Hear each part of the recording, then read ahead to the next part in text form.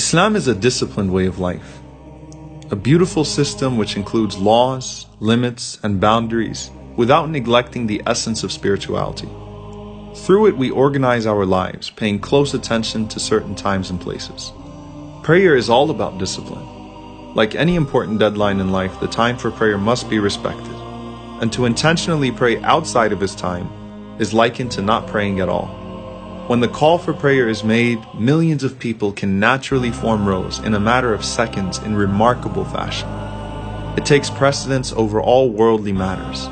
The appointed Imam is then followed throughout the prayer as the Prophet, peace be upon him, said, and is not to be contradicted. Whatever he does, everyone else does. Allah looks only at the straight line, and through the rows of people, it is hoped that the hearts will be aligned as well. Not to mention Ramadan, which represents the highest level of spiritual, physical, and emotional discipline.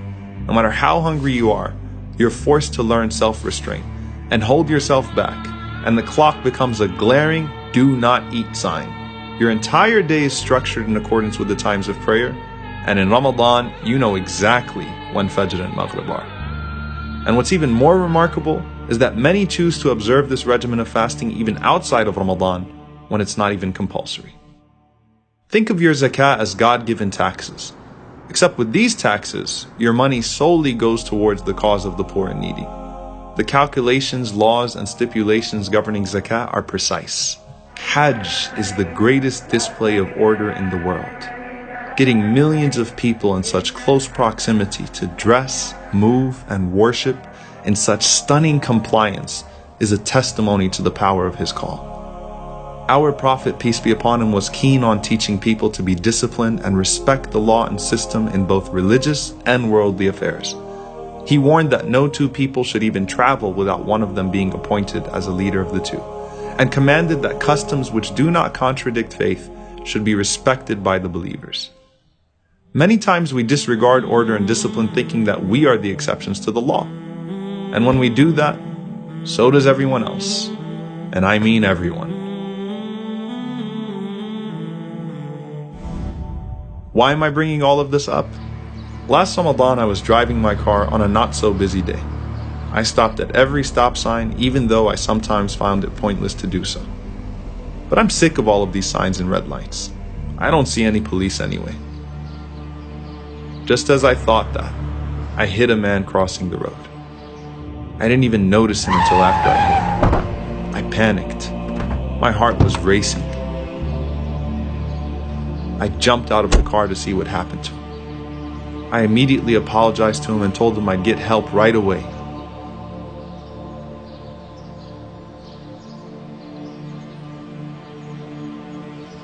And as I took my cell phone out to make that call, he insisted that I don't, and said it was his fault because he was the one that ran across without looking in both directions, and that there was no stop sign or crosswalk for him to be able to do that anyway, and that he was fine and that there was no need for anyone to get in trouble. But I had to hold myself accountable. So I called 911 and I claimed full responsibility.